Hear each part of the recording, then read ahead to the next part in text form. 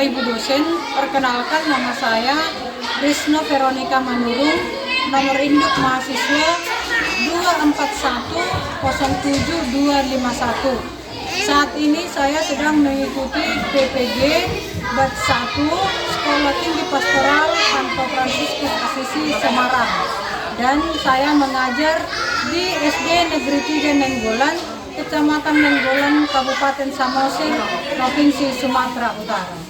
Terima kasih.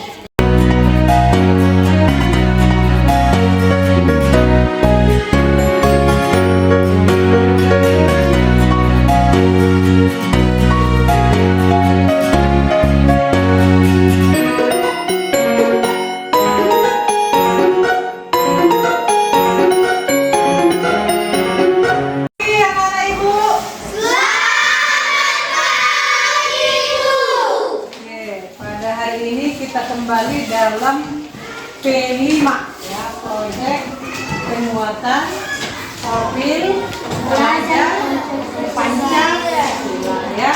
Nah, untuk saat ini, untuk sesi ini kita akan menggali dulu tentang temanya. Lewat seminar masih akan saya buat di sini, akan diterangkan bagaimana itu tentang sampah. Nah, kita sudah sepakat kemarin temanya tentang sampah ya. Tapi sebelumnya kita berdoa dulu ya. Siapa yang mimpin doa? Oke, silakan ayo. Atas nama Bapa, Putra, dan Roh Kudus. Amin.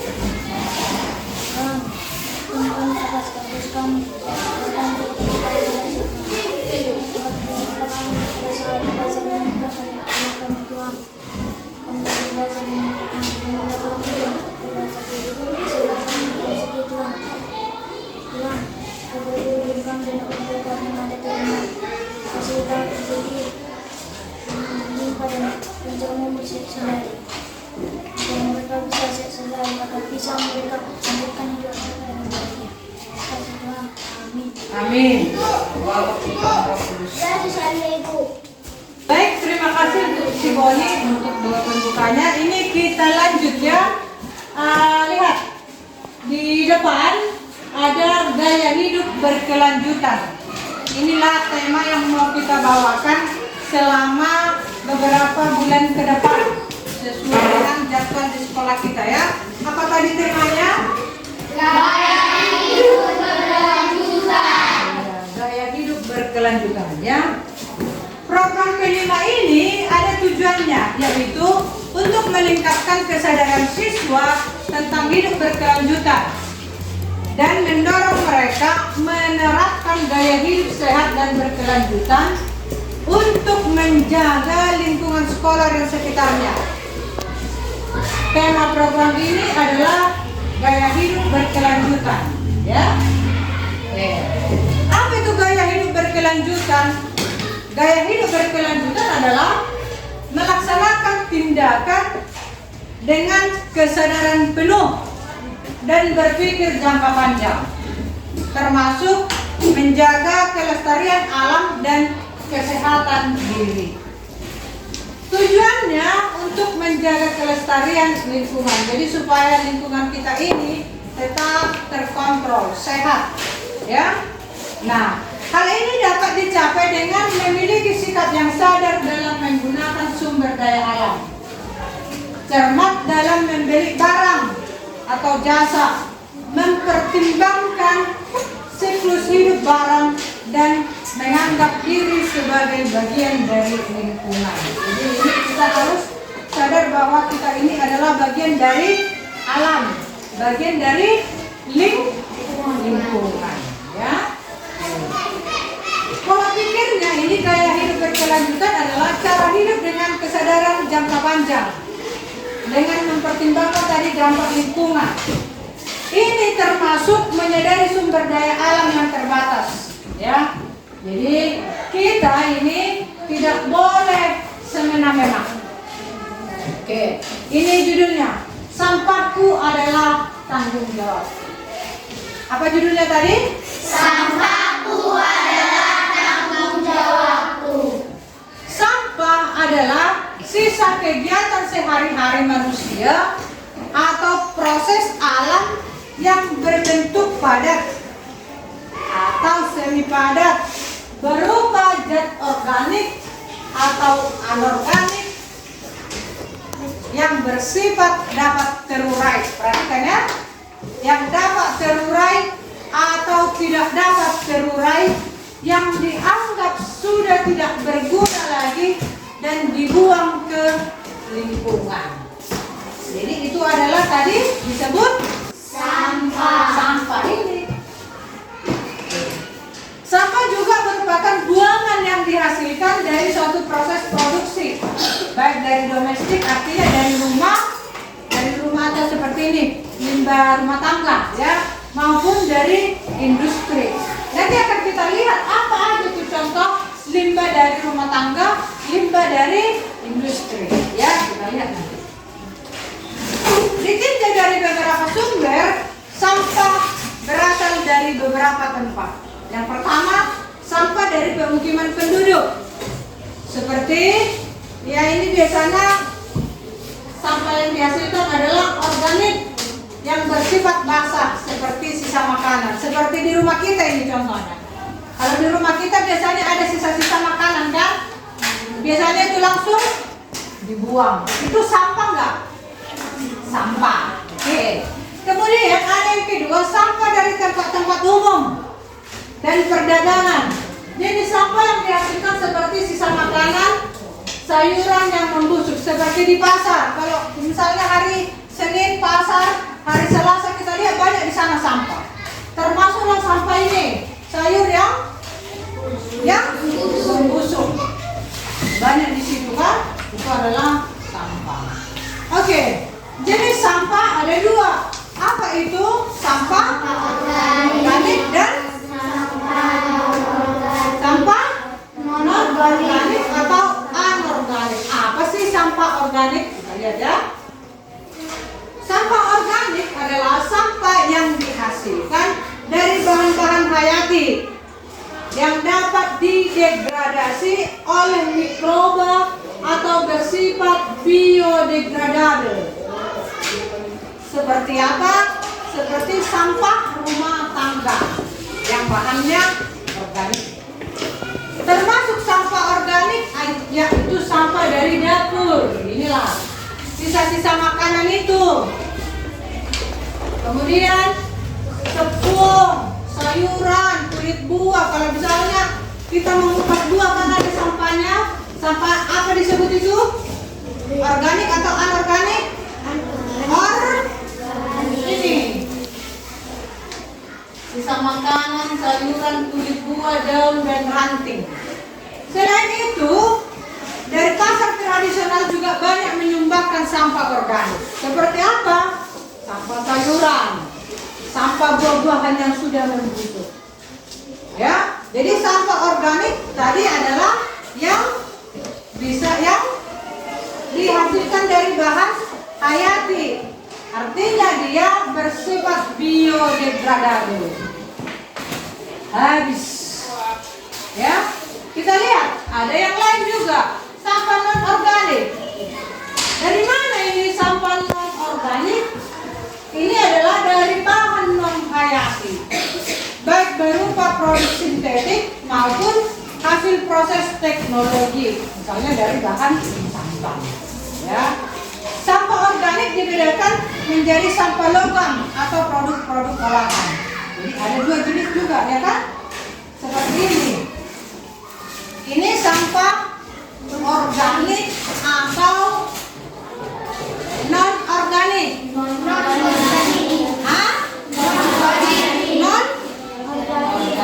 Yang organik dari apa? Buah. Kulit buah. Apalagi? Daun yang busuk. Terus? Ranting. Apalagi? Sayuran. Sisa-sisa makanan. Ya. Jadi sebenarnya ini harus bisa kita pilih. Yang mana dia sampah yang membusuk, yang mana sampah yang tidak bisa membusuk. Ini tidak akan membusuk ini sampai beratus-ratus tahun. Ya, tidak akan membusuk. Sama dengan ini. Ini juga kalau misalnya beberapa tahun lagi, ini kan ini laptop ini, ya kan?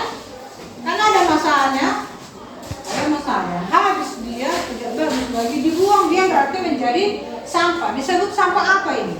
Organik. Non? Berarti sudah bisa dibedakan kan? Sudah bisa? Kalau misalnya sayuran tadi yang membusuk, sampah apa itu? Organik. Kalau plastik ini? Non-organik. Ini juga disebut Non-organik. Oke, kita lihat dampaknya. Ada dampak sampah terhadap manusia dan lingkungan. Yang pertama, penurunan kualitas kesehatan. Yang kedua, penurunan kualitas lingkungan. Yang ketiga, dampak terhadap aspek sosial dan ekonomi. Penurunan kualitas kesehatan ini tadi yang pertama. Ini yang ditimbulkan seperti penyakit diare. Itunya makanya kita kadang mau diare kan? Gara-gara apa? Sudah kotor makanan itu. Kan? Kita makan lagi akhirnya diare, kolera, tipus yang menyebar karena berasal dari sampah. Ini kualitas kesehatan. Penyakit yang dapat menyebar melalui apa? Rantai makanan. Boleh. Salah satunya apa contohnya ya? Melalui cacing pita. Ini bisa. Ini dari mana? Dari pencernaan binatang. Melalui makanannya berupa sisa makanan atau sampah. Misalnya dimakan dia. Dimakan hewan itu kan? Dimakan hewan itu tadi sampah. Kemudian kita makan lagi. Kena lah kita.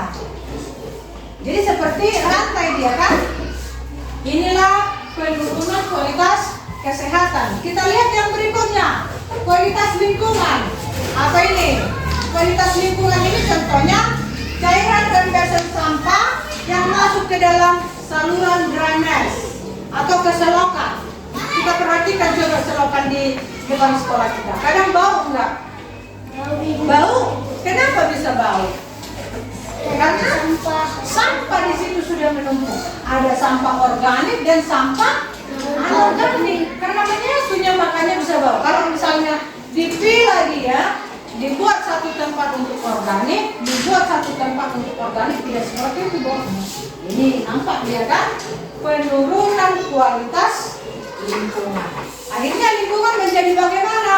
Berbau tidak sedap. Ya, muncullah yang tidak konsentrasi. Akhirnya tidak konsentrasi kan? Oke. Yang ketiga ada dampak terhadap aspek sosial dan ekonomi. Ini apa?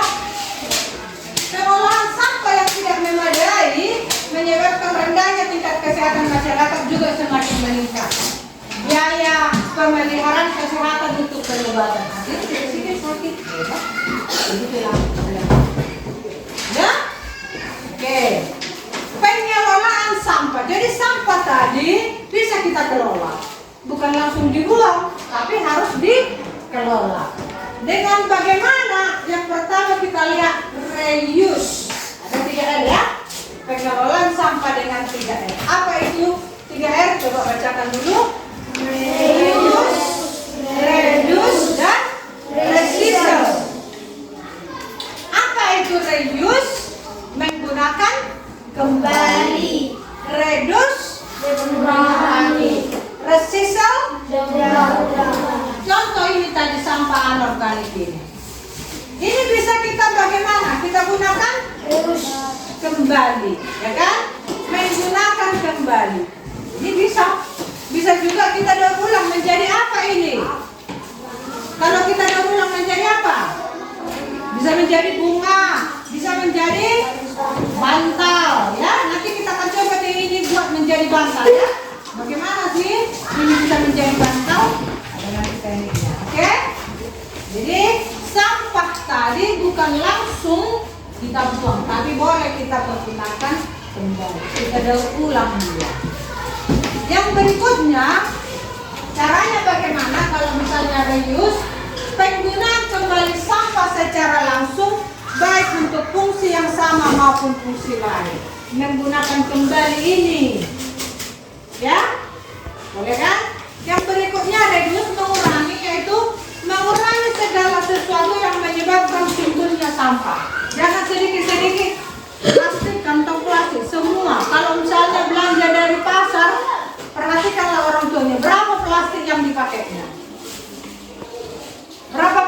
yang didapat kalau belanja dari pasar? 3. Banyak kan? Banyak kan? Padahal itu bisa diminimalis. Ada khusus plastik, misalnya ini contoh, udah dimasukkan ke plastik kecil, dimasukkan lagi plastik besar. Pernah kalian lihat seperti itu? Pernah kan? Seharusnya harus bisa reduce, mengurangi segala sesuatu yang menyebabkan timbulnya sampah. Kemudian yang ketiga, recycle, mendaur ulang, yaitu memanfaatkan kembali sampah setelah mengalami proses pengolahan. Oke, inilah contoh sampah reuse, menggunakan kembali kantong belanja, botol plastik bekas, menggunakan kembali kertas bekas. Contohnya ini bisa kita buat jadi tempat apa contohnya? Ini kan sudah sampah. Apa tadi? Kotak. Mainan. Apa? Kotak. Apa lagi? Bisa bikin bunga kan? Bisa. Tapi yang sering bagaimana? Pesawat ya, gambar pesawat, mainan pesawat. Yang sering bagaimana? Ya, sampah kapal. Tapi yang sering bagaimana? Ada sampah langsung dibuang. Ya, jadi ini juga memanfaatkan kembali baju yang sudah terpakai. Jangan sikit-sikit langsung dibuang. Tapi bisa kita manfaatkan kembali dengan cara apa ya? Menjadikan kain yang sudah gak robek kan? Contoh kegiatan reduce, mengurangi, ini lihat. Menggunakan produk yang dapat diisi ulang. Contohnya ini, botol minum ini. Ya. Ini contoh botol minum. Kalau sudah habis dipakai, langsung dibuang kan? Langsung dibuang? Tapi masih bisa digunakan. Ini menggunakan email atau surat elektronik. Jadi sekarang ini zaman sudah canggih. Tidak perlu lagi surat menyurat, tapi melalui apa? Email. Dari elektronik. Ya? Oke. Kegiatan recycle atau mendaur ulang. Kita harus memilih produk dan kemasan yang dapat didaur ulang. Kemudian kita olah menjadi kertas seperti ini. Nanti akan kita lihat ya. Jadi kita nanti plastik ini akan kita daur ulang menjadi sebuah bantal. Menjadi sebuah bantal yang cantik, yang bisa kita pakai tidur di rumah. Ya. Nanti plastik ini akan kita bersihkan, ya. Kemudian akan kita gunting kecil, dia halus. Kemudian kita masukkan ke dalam tempatnya nanti kain yang sudah kita gunting, kita sudah jahit, lalu diisi di sana. Kemudian jadilah sebuah bantal. Oke, nanti kan kita coba ya. Oke, jadi kesimpulan 3R memang hanyalah istilah sederhana. Namun dari hal yang sederhana ini dapat memberikan dampak yang positif bagi permasalahan sampah di sekitar. Maka dari itu, cintai lingkungan kita untuk melindungi bumi agar terus berkesinambungan. Oke, jadi kita pasti bisa meminimalis sampah. Oke, setuju itu? Setuju? Oke, jadi terima kasih ya. Ini nanti kita coba dulu, kita keluar sebentar, kita pilah dulu sampah. Yang mana sampah organik, yang mana sampah anorganik. Oke?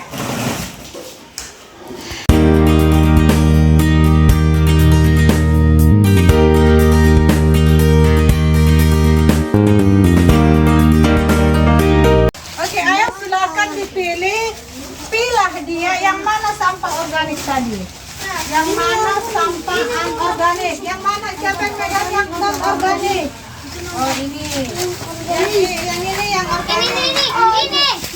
Ayo, itu. Ayo. Minta. Ini enggak juga busuk. Ya sama, ini ada dua yang apa? Ini. Yang busuk ini. Enggak. Ini sudah banyak pegang yang sampah. Bisa ya dicuci. Si Ferdian yang megang sampah organik. Ayo silakan masukkan di sini. Ini daun-daun ini termasuk sampah apa daun? Iya, dikit. Ini sampah. Iya,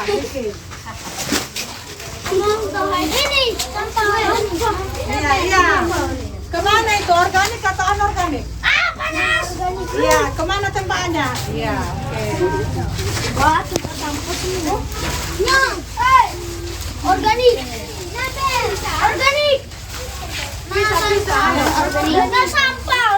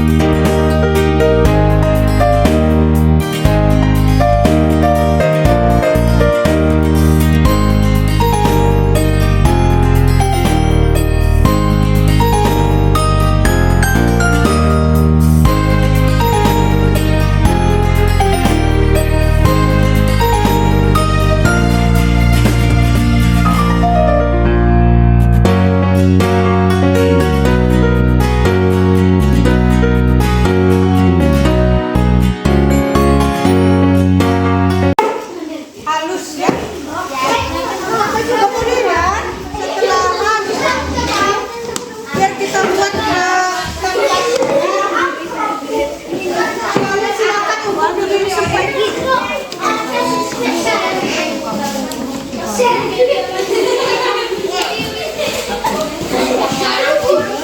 Kemudian yang sudah halus, ayo silakan masukkan pelan pelan ya. Satu orang aja. Dimasukkan semua.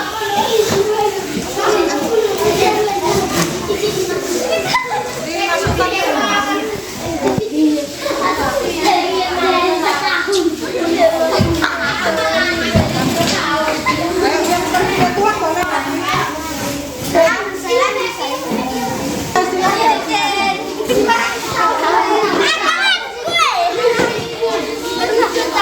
Rapi supaya hasilnya juga bagus. Ayo.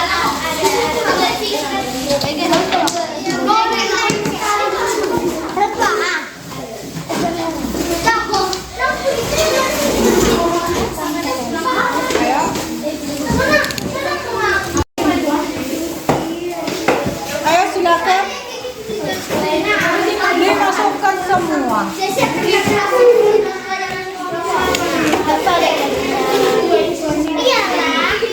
Kemudian di jarumnya, ambil jarumnya. Di jarum supaya ini lihat. Ini di jarum supaya rapi dia ya.